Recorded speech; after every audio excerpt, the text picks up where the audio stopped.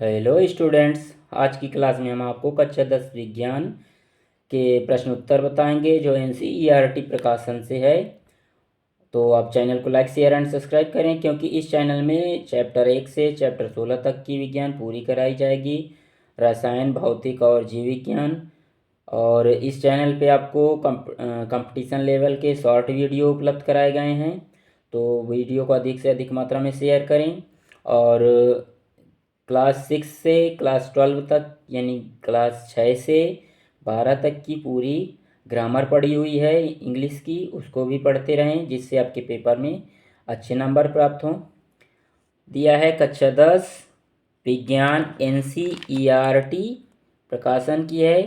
पाठ कौन सा है आपका? पाठ है 3 जिसका नाम है धातु एवं अधातु। क्या नाम है? पाठ 3 का धातु एवं अधातु। इसके प्रश्न उत्तर अगली पहली क्लास में हो गए हैं कुछ प्रश्न उत्तर, और आज आपके आगे के प्रश्न उत्तर कराए जाएंगे। तो वीडियो को रोजाना आप देखते रहें और अधिक से अधिक मात्रा में शेयर करते रहें।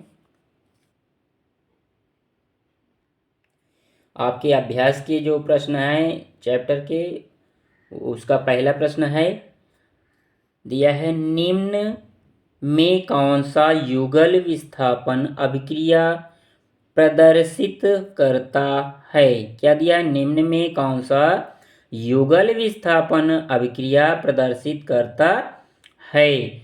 इसमें पॉइंट दिए गए हैं आपके। तो पहला पॉइंट नंबर ए है NaCl विलयन एवं कॉपर धातु। पॉइंट से बी है इसका MgCl2 विलयन एवं एल्यूमिनियम धातु। पॉइंट सी है FeSO4 विलयन एवं सिल्वर धातु।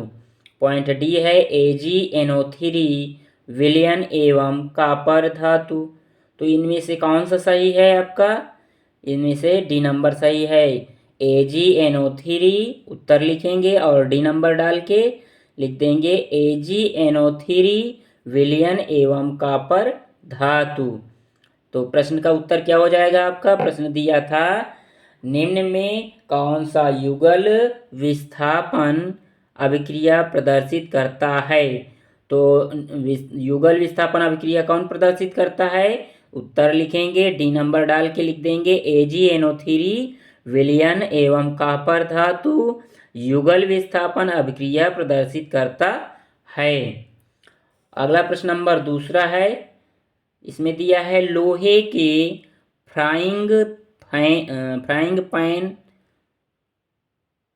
को जंग से बचाने के लिए निम्न में से कौन सी विधि उपयुक्त है? क्या दिया है? दूसरा प्रश्न, लोहे के फ्राइंग पैन को जंग से बचाने के लिए निम्न में से कौन सी विधि उपयुक्त है? इसमें 4 ऑप्शन दिए गए हैं आपके। पहला नंबर ए ग्रीज लगाकर, पॉइंट बी है आपका पेंट लगाकर, पॉइंट सी है जिंक की परत चढ़ाकर, पॉइंट डी है ऊपर के सभी। तो इसमें से कौन सा सही है? यानी कि लोहे के फ्राइंग पैन को जंग से बचाने के लिए कौन सी अभिक्रिया कौन सी विधि उपयुक्त होती है? पॉइंट बी डाल देंगे, इसमें लिखेंगे उत्तर पॉइंट बी पेंट लगाकर। क्या लिखेंगे? पॉइंट बी डाल के लिख देंगे उत्तर में पेंट लगाकर, यानी कि आपका बी नंबर उत्तर सही है।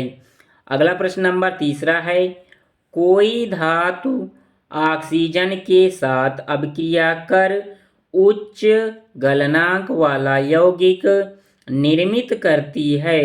यह यौगिक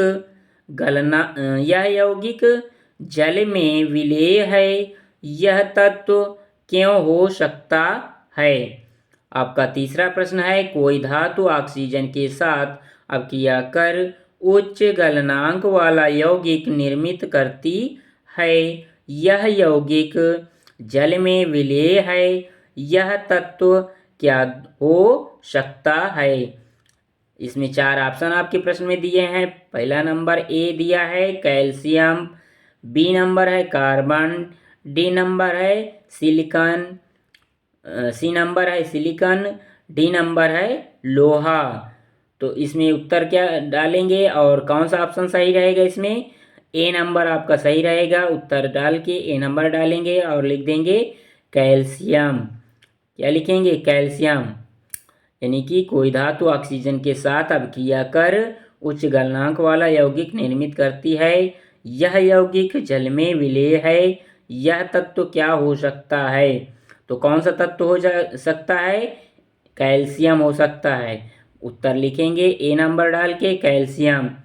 अगला नंबर प्रश्न है, चौथा है आपका। इसमें दिया है खाद्य पदार्थ के डिब्बों पर जिंक की बजाय टिन का लेप होता है क्योंकि? क्या दिया है?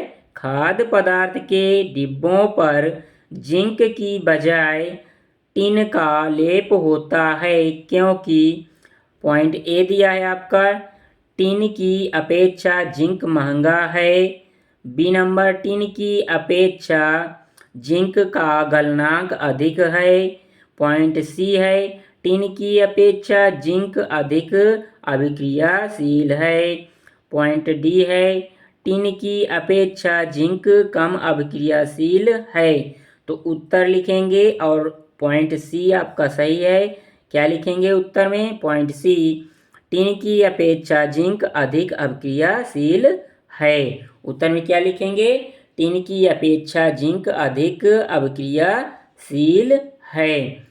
आपका पांचवा प्रश्न है, आपको एक हथौड़ा बैटरी कामा लगा के दिया है, एक हथौड़ा कामा एक बैटरी कामा बल्ब कामा तार एवं स्विच दिया गया है। प्रश्न क्या कह रहा है? कह रहा आपको एक क्या दिया गया? हथौड़ा कामा बैटरी कामा बल्ब कामा तार एवं स्विच दिया गया है।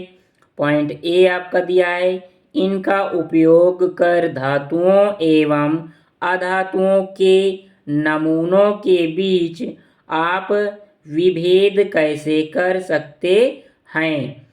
प्रश्न में ही दिया है आपका ए नंबर, इनका यानी कि ए नंबर में क्या दिया है? इनका उपयोग कर धातुओं एवं अधातुओं के नमूनों के बीच आप विभेद कैसे कर सकते हैं? इसका आपको उत्तर इधर अभी 4 पॉइंट प्रश्न में ही दिए गए हैं। पॉइंट बी दिया है, इसमें 2 ही पॉइंट हैं। पॉइंट बी दिया गया है, धातुओं एवं अधातुओं में विभेदन के लिए इन परीक्षणों की उपयोगिताओं का आकलन कीजिए। क्या दिया है आपका? बी नंबर में, धातुओं एवं अधातुओं में विभेदन के लिए इन परीक्षणों की उपयोगिता का आकलन कीजिए। इसमें उत्तर डालेंगे ए नंबर, धातुओं में आघातवर्धता का गुण होता है। क्या लिखेंगे ए नंबर में? धातुओं में आघातवर्धता का गुण होता है क्योंकि धातुओं को हथौड़े से पीट कर चादरें बनाई जा सकती हैं। अधातुओं में आघातवर्धता का गुण नहीं होता है। हथौड़े से पीटने पर अधातु टुकड़े टुकड़े हो जाती हैं। ए नंबर में क्या दिया है आपका? धातुओं में आघातवर्धता का गुण होता है क्योंकि धातुओं को हथौड़े से पीटकर चादरें बनाई जा सकती हैं और अधातुओं में आघातवर्धता का गुण नहीं होता है। धातुओं में आपका आघातवर्धता का गुण होता है जिससे उनको पीटकर पतली चादरें बनाई जा सकती हैं और अधातुओं में आघातवर्धता का गुण नहीं होता है। इन्हें हथौड़े से पीटने पर अधातु टुकड़े टुकड़े हो जाती हैं। पॉइंट बी दिया है आपका, बैटरी बल्ब कामा तार एवं स्विच को चित्रानुसार विस्थापित करें। पॉइंट बी लिखेंगे इसमें, और ये चित्र बनाना पड़ेगा आपको। दिया है ये, पहले स्टैंड आप बना लेंगे। पहले बनाने की तरकीब देखिए, पहले इसको बनाएंगे, ये लाइन पीछे खींच देंगे नीचे, उसके बाद ऐसे ऊपर ले जाएंगे, फिर इधर, फिर ऐसे, और इस लाइन को इस लाइन से मिला देंगे। उसके बाद इधर पटरी और पेंसिल की सहायता से ऐसे करके फिर इस लाइन से यहाँ से ऐसे खींच देंगे पटरी से, आपका नीचे का स्टैंड बन गया। उसके बाद इसको जो है ऐसे ऐसे थोड़ा थोड़ा गुलाई करके यहाँ तक ले आएंगे, और इधर का इस जगह से ऐसे ऐसे गुलाई करके नीचे यहाँ ले आएंगे। उसके बाद ये वाली लाइन को पटरी की सहायता से यहाँ जोड़ देंगे और इसको दोहरी लाइन कर देंगे ऐसे।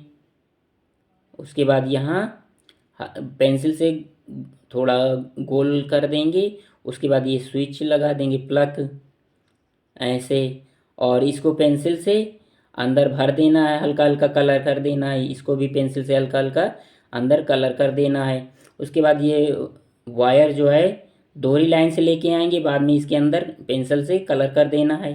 यहाँ ला के यहाँ होल्डर बनाएंगे जिसमें बल्ब लगाते हैं, ये आपका बल्ब है। उसके बाद इधर से यहाँ पर स्विच बना देंगे, और जांच के लिए इधर से प्लग लगा देंगे, यानी जिसको क्लिप बोलते हैं।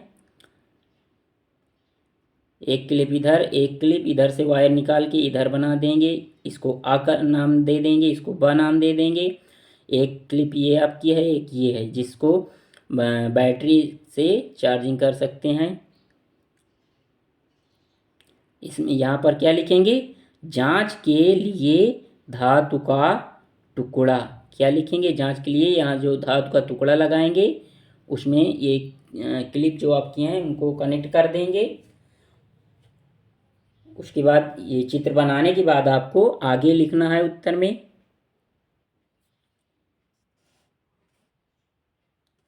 आगे लिखना, आ एवं बा के मध्य नमूना जिसकी जांच करनी हो उसे रखें। क्या लिखेंगे यहाँ, जिसकी जांच करनी हो उसे रखें, यानी आ एवं बा के मध्य नमूना जिसकी जांच करनी हो उसे रखें।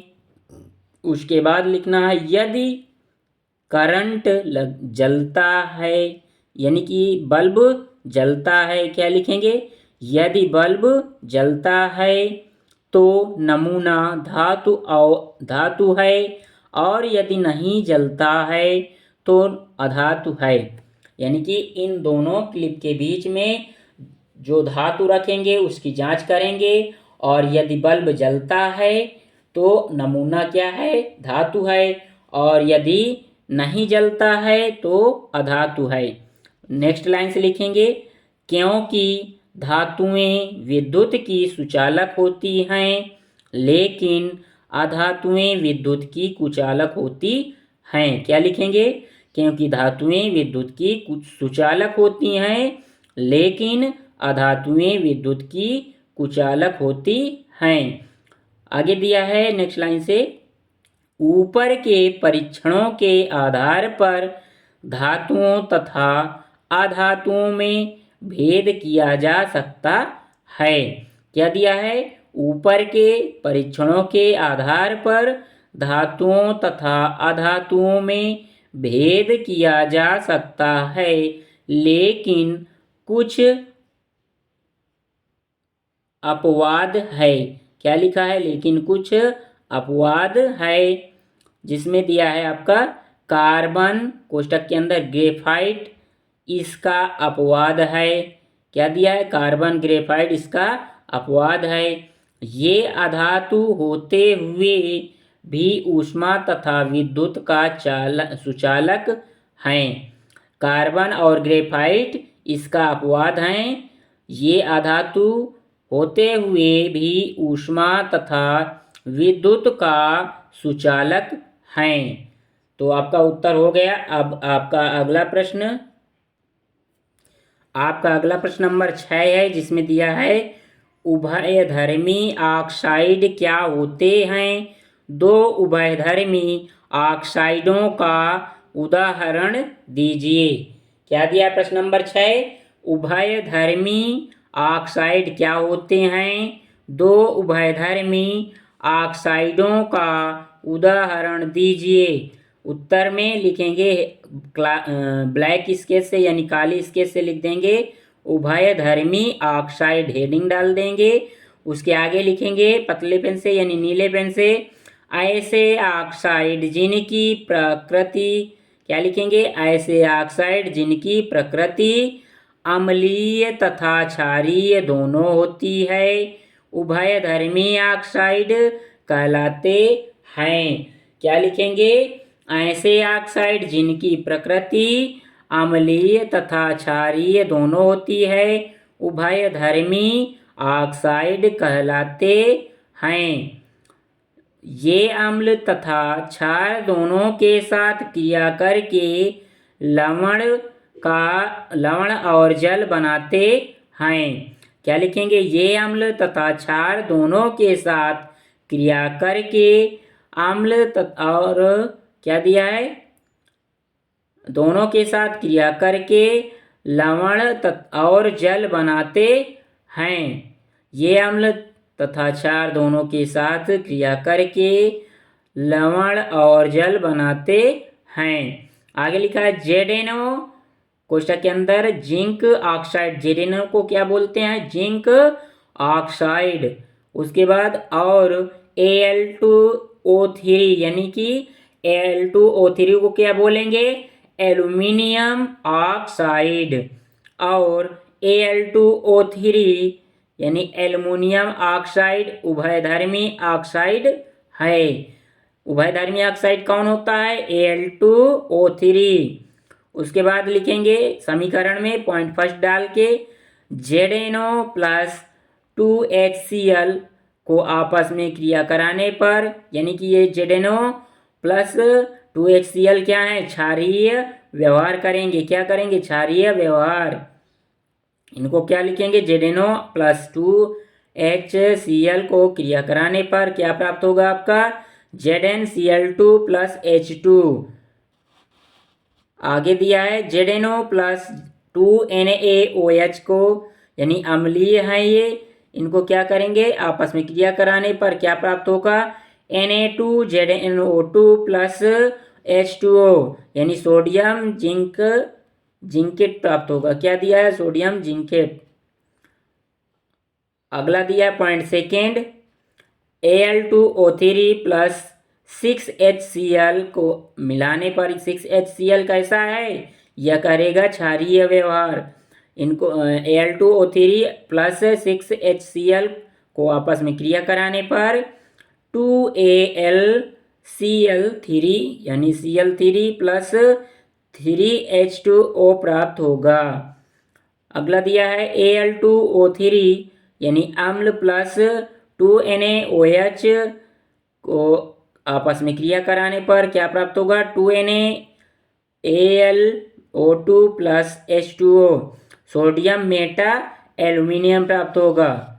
अगला प्रश्न दिया है आपका 7वां, 2 धातुओं के नाम बताइए जो तनु अम्ल से हाइड्रोजन को विस्थापित कर देंगे तथा 2 धातुएं जो ऐसा नहीं कर सकती हैं।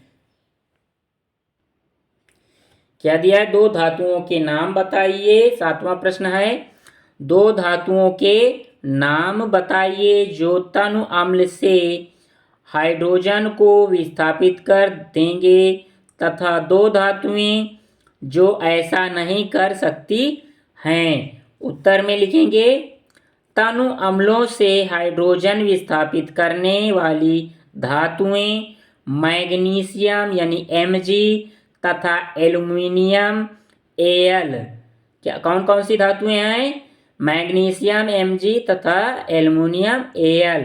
तनु अम्लों से हाइड्रोजन विस्थापित न करने वाली धातुएं कौन कौन सी होंगी? यानी तनु अम्लों से हाइड्रोजन विस्थापित करने वाली धातुएं कौन कौन सी हैं आपकी?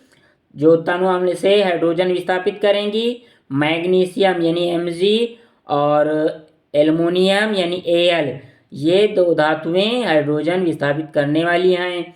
और तनु अम्लों से हाइड्रोजन विस्थापित न करने वाली धातुएं कौन कौन सी होती हैं, जिसमें दिया है आपका कॉपर यानी Cu तथा सिल्वर Ag। ये दो धातुएं हैं जो मैग्नीशियम से तनु अम्लों से कौन सी हैं, जो तनु अम्लों से हाइड्रोजन विस्थापित न करने वाली धातुएं हैं। कौन कौन सी? कॉपर यानी Cu तथा सिल्वर Ag। अगला प्रश्न नंबर है आपका 8वां, जिसमें दिया किसी धातु M के विद्युत अपघटनी परिष्करण में आप एनोड, कैथोड एवं विद्युत अपघट्य किसे बनाएंगे?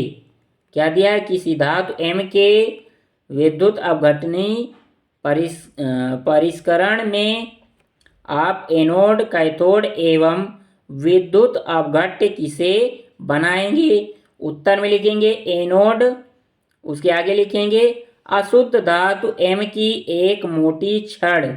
क्या लिखेंगे? अशुद्ध धातु M की एक मोटी छड़। आगे काले पेन से लिखेंगे कैथोड, कैथोड के बाद पतले पेन से यानी नीले पेन से लिखेंगे शुद्ध धातु की पतली सी छड़। उसके बाद नेक्स्ट लाइन से लिखेंगे, हेडिंग डालेंगे विद्युत अपघट्य। इसमें क्या लिखेंगे? पतले पेन से धातु के किसी लवण का जलीय विलयन। आपका अगला प्रश्न नंबर 9वां है, जिसमें दिया है प्रद्यूह। आपका 9वां प्रश्न है प्रत्यूष, यानी किसी व्यक्ति का नाम है प्रत्यूष। प्रत्यूष ने सल्फर चूर्ण को स्पैचुला में लेकर उसे गर्म किया। चित्र के अनुसार एक परख नली को उल्टा करके उसने उत्सर्जित गैस को एकत्र किया। पॉइंट ए दिया है आपका, गैस की क्रिया क्या होगी? इसमें ए नंबर में पॉइंट 1 है सूखे लिटमस पत्र पर, पॉइंट सेकेंड है आर्द्र लिटमस पत्र पर। फिर आपका बी नंबर दिया है प्रश्न में, ऊपर की अभिक्रियाओं के लिए संतुलित रासायनिक अभिक्रिया लिखिए। क्या दिया है? ऊपर की अभिक्रियाओं के लिए संतुलित रासायनिक अभिक्रिया लिखिए। ये आपका चित्र प्रश्न में ही दिया रहेगा, जिसमें एक परख नली है जिसको उल्टा पकड़े हुए हैं और उसके बाद नीचे स्टैंड रहता है और इसमें बर्नर की सहायता से चम्मच में जो भी पदार्थ है उसको नीचे बर्नर को जला देंगे और यानी कि स्पून में जो पदार्थ रहेगा वह आग की गर्म से वाष्प के रूप में यानी भाप बनकर इस परख नली में एकत्र हो जाएगा।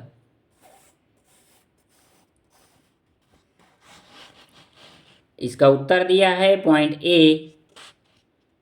इसमें लिखा है पॉइंट ए में, पॉइंट ए का पहला पॉइंट है, इसमें लिखा है शुष्क लिटमस पर कोई प्रभाव नहीं पड़ेगा। क्या दिया है? शुष्क लिटमस पर कोई प्रभाव नहीं पड़ेगा। और उसके बाद दिया है आपका पॉइंट सेकेंड, ए का पॉइंट सेकेंड दिया है आर्द्र लिटमस लाल हो जाएगा। पॉइंट ए का पॉइंट फर्स्ट है जिसमें शुष्क लिटमस पर कोई प्रभाव नहीं पड़ेगा, और पॉइंट सेकंड दिया है ए नंबर का जिसमें दिया है आर्द्र लिटमस लाल हो जाएगा। उसके बाद बी नंबर दिया था, यानी इसमें दिया है एस यानी सल्फर प्लस O2, तो इसको क्या पढ़ेंगे? Sulphur dioxide. इसको आपस में यानी सल्फर और O2 को मिलाएंगे तो क्या हो जाएगा? Sulphur dioxide. और इधर प्राप्त क्या हो जाएगा? अम्लीय ऑक्साइड। क्या हो जाएगा? अम्लीय ऑक्साइड। प्रश्न नंबर 10वां है, लोहे को जंग से बचाने के लिए 2 तरीके बताइए। पॉइंट फर्स्ट, लोहे को जंग से लगने के लिए यानी लोहे को जंग से बचाने के लिए 2 तरीके बताइए। तो इसमें क्या करेंगे? पॉइंट फर्स्ट डालेंगे, उत्तर में लिखेंगे लोहे की वस्तुओं पर पेंट करके। कैसे बचा सकते हैं जंग लगने से लोहे की वस्तुओं को? लोहे की वस्तुओं पर क्या करेंगे? पेंट कर देंगे तो लोहे की वस्तुओं में जंग नहीं लगेगी। पॉइंट सेकेंड है, लोहे की वस्तुओं पर जिंक आदि की परत चढ़ाकर, या तो लोहे की वस्तुओं पर पेंट करें उससे जंग नहीं लगेगा, या तो आप लोहे की वस्तुओं पर जिंक आदि की परत चढ़ा देंगे तो जंग नहीं लगेगा। पॉइंट नंबर 11 आपका प्रश्न नंबर है। प्रश्न नंबर 11वां है, इसमें दिया है ऑक्सीजन के साथ संयुक्त होकर अधातुएं कैसा ऑक्साइड बनाती हैं? ऑक्सीजन के साथ संयुक्त होकर अधातुएं कैसा ऑक्साइड बनाती हैं? इसका उत्तर है आपका अम्लीय ऑक्साइड बनाती हैं। यानी ऑक्सीजन के साथ संयुक्त होकर अधातुएं कैसा ऑक्साइड बनाएंगी? अम्लीय ऑक्साइड बनाती हैं। प्रश्न नंबर 12 है आपका, कारण बताइए। इसमें प्रश्न में ए नंबर दिया है, प्लेटिनम, सोना एवं चांदी का उपयोग आभूषण बनाने के लिए किया जाता है। पॉइंट बी है, सोडियम, पोटेशियम एवं लिथियम को तेल के अंदर संग्रहित किया जाता है। पॉइंट सी है, एल्युमिनियम अत्यंत अभिक्रियाशील धातु है, फिर भी इसका उपयोग खाना बनाने वाले बर्तन बनाने के लिए किया जाता है। पॉइंट डी है आपका, निष्कर्षण प्रक्रम में कार्बोनेट एवं सल्फाइड अयस्क को ऑक्साइड में परिवर्तित किया जाता है। इसमें आप प्रश्न का उसके बाद उत्तर डालेंगे, नंबर ए डाल देंगे। इसमें लिखेंगे प्लेटिनम, सोना तथा चांदी का उपयोग आभूषण बनाने में किया जाता है, क्योंकि ये अक्रियाशील धातुएं आसानी से संक्षारित नहीं होती हैं। प्रश्न में आपका क्या दिया था? प्लेटिनम, सोना एवं चांदी का उपयोग आभूषणों बनाने के लिए किया जाता है, तो इसका उत्तर है पॉइंट नंबर ए डालेंगे। उत्तर में लिखेंगे सोना, चांदी तथा प्लेटिनम, सोना तथा चांदी का उपयोग आभूषण बनाने में किया जाता है, क्योंकि ये अक्रियाशील धातुएं आसानी से संक्षारित नहीं होती हैं। पॉइंट बी लिखेंगे, इसमें हेडिंग डालेंगे, नहीं हेडिंग नहीं पड़ेगी, लिखेंगे बी नंबर में सोडियम, पोटेशियम तथा लिथियम अधिक क्रियाशील धातुएं हैं। इन्हें वायु में खुला छोड़ने पर ये नमी से क्रिया कर आग पकड़ लेती हैं। इसलिए इन्हें केरोसिन यानी मिट्टी के तेल के अंदर संग्रहित किया जाता है। डी नंबर में क्या लिखेंगे? सोडियम, पोटेशियम कैसी धातुएं हैं? क्रियाशील, यानी कि सोडियम, पोटेशियम और लिथियम अधिक क्रियाशील धातुएं हैं। इन्हें वायु में खुला छोड़ने पर क्या हो जाएंगी? ये नमी से क्रिया कर आग पकड़ लेती हैं। इसलिए इन्हें केरोसिन यानी मिट्टी के तेल के अंदर संग्रहित किया जाता है। आपके जो जादूगर होते हैं वो इन्हीं यानी सोडियम, पोटेशियम तथा लिथियम, इनमें से कोई भी पदार्थ लिए रहते हैं और उनको खुला छोड़ देते हैं तो आग लग जाती है, और इस तरह वो अपने हाथ की सफाई दिखाते हैं। पॉइंट सी डाल के लिखेंगे एल्युमिनियम ऊष्मा की सुचालक धातु है। इसे वायु में खुला रखने पर इसकी सतह पर एल्युमिनियम ऑक्साइड की एक पतली परत बन जाती है। यह परत अपने नीचे की धातु को और अधिक क्षति नहीं पहुंचने देती है। अतः एल्युमिनियम से बने बर्तन संक्षारित नहीं होते हैं। इन सब कारणों से एल्युमिनियम का उपयोग होता है। क्या लिखेंगे पॉइंट सी में? एल्युमिनियम ऊष्मा की सुचालक धातु है। इसे वायु में खुला रखने पर इसकी सतह पर एल्युमिनियम ऑक्साइड की एक पतली परत बन जाती है। यह परत अपने नीचे की धातु को और अधिक क्षति नहीं पहुंचने देती, अतः एल्युमिनियम से बने बर्तन संक्षारित नहीं होते हैं। इन सब कारणों से एल्युमिनियम का उपयोग होता है। अब आपका पॉइंट नंबर डी दिया है। इसमें दिया है धातु सल्फाइड तथा धातु कार्बोनेट की अपेक्षा धातु ऑक्साइड से धातु प्राप्त करना अधिक सरल है। क्या दिया है?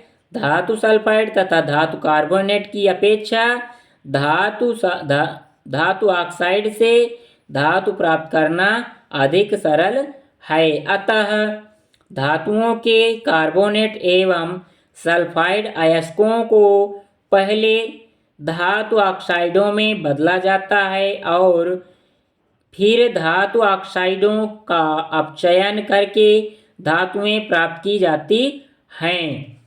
अगला प्रश्न नंबर 13 दिया है। आपने तांबे के गलीन बर्तन को नींबू या इमली के रस से साफ करते अवश्य देखा होगा। यह खट्टे पदार्थ बर्तन को साफ करने में क्यों प्रभावी हैं? क्या दिया है? आपने तांबे के मलिन बर्तन यानी गंदे बर्तन को नींबू या इमली के रस से साफ करते हुए अवश्य देखा हुआ होगा।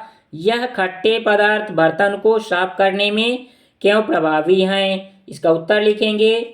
कॉपर को आर्द्र वायु में खुला छोड़ देने पर एक हरे रंग की क्षारीय कॉपर कार्बोनेट परत बन जाती है।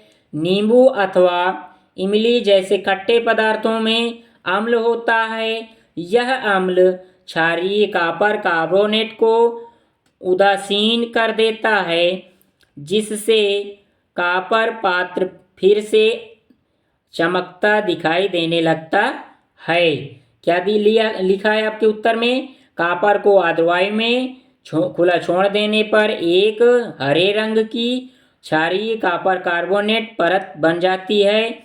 नींबू अथवा इमली जैसे खट्टे पदार्थों में अम्ल होता है। यह अम्ल क्षारीय कॉपर कार्बोनेट को उदासीन कर देता है, जिससे कॉपर पात्र फिर से चमकता दिखाई देने लगता है। वीडियो अच्छा लगा हो तो चैनल को लाइक शेयर एंड सब्सक्राइब करें। वीडियो देखने के लिए धन्यवाद और अधिक से अधिक आप शेयर करते रहें, जिससे हम आपको आगे की पूरी क्लासें पढ़ाएं और शॉर्ट वीडियो में कंपटीशन की क्लासें भी डालते रहते हैं, जो इम्पोर्टेंट क्वेश्चन अधिकतर पूछे जाते हैं।